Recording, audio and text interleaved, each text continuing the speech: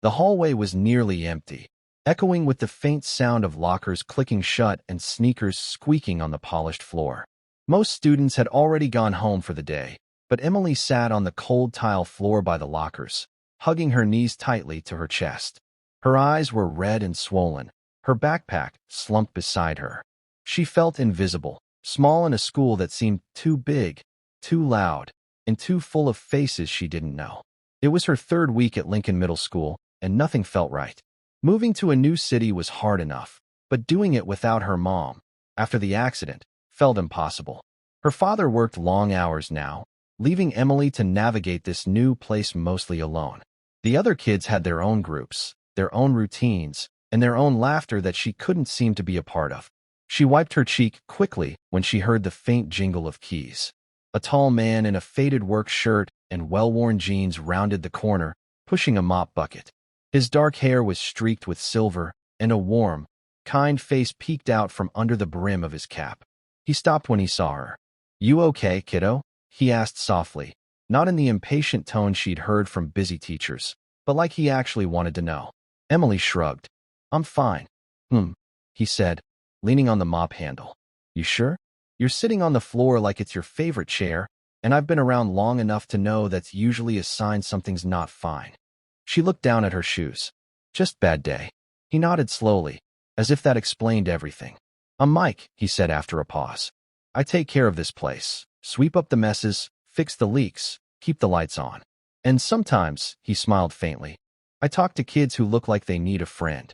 Something about the way he said it, no pressure, no judgment, made her chest tighten. "I'm Emily." "Well, Emily," he said, crouching so they were eye level. "Bad days are a specialty of mine. Got 2 kids of my own, and they've had their fair share. Want to tell me what happened?" It spilled out slowly, how she'd eaten lunch alone, how 2 girls had laughed at her shoes, how she felt like she didn't belong anywhere. Mike listened without interrupting, his expression steady and warm. When she was done, he didn't try to tell her it wasn't a big deal. He just said, "You know, I was the new kid once too. 5th grade. I wore my brother's old sneakers, and they were so big I had to stuff paper in the toes so they wouldn't fall off. First week, a kid called me clown feet. I thought I'd never fit in." Emily's lips twitched despite herself. "Clown feet. Yup. And you know what? By the end of the year, that same kid was my best friend. Life's funny like that. People might start out not knowing you, but if you keep showing them who you really are, the right ones will stick around." They talked a little longer until her shoulders felt lighter. Mike walked her to the front doors, holding them open as the late afternoon sun spilled in. Over the next few weeks, Mike became a quiet constant in Emily's school days. If she looked lost, he'd wave from down the hall. When she forgot her lunch, he'd magically find an extra sandwich in the staff fridge. Once, when a group project left her on the sidelines, Mike invited her to help him repaint the art room's old storage cabinet. They worked in companionable silence, brushstrokes covering the chipped blue paint with bright yellow. One Friday, Emily found a small note tucked in her locker. "You're doing better than you think." The handwriting was familiar, and she couldn't help smiling. But then came the day everything changed. It was pouring rain, and Emily's dad had texted that he'd be late picking her up. Most kids were already gone, the hallways empty except for the sound of water dripping from wet coats.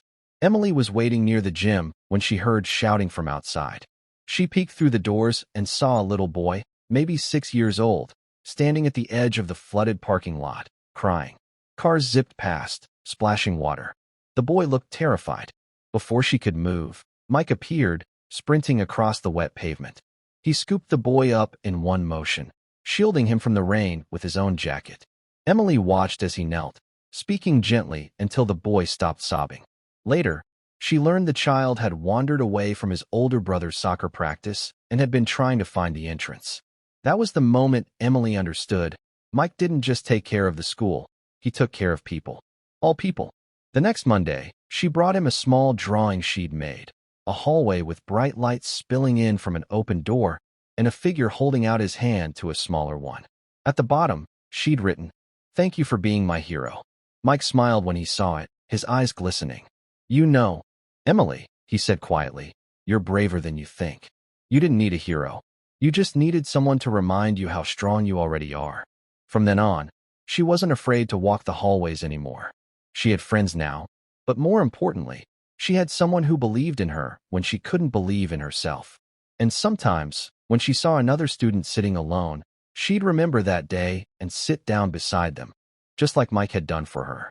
Because kindness, she'd learned, is something you can catch from someone else. And once you have it, you pass it on.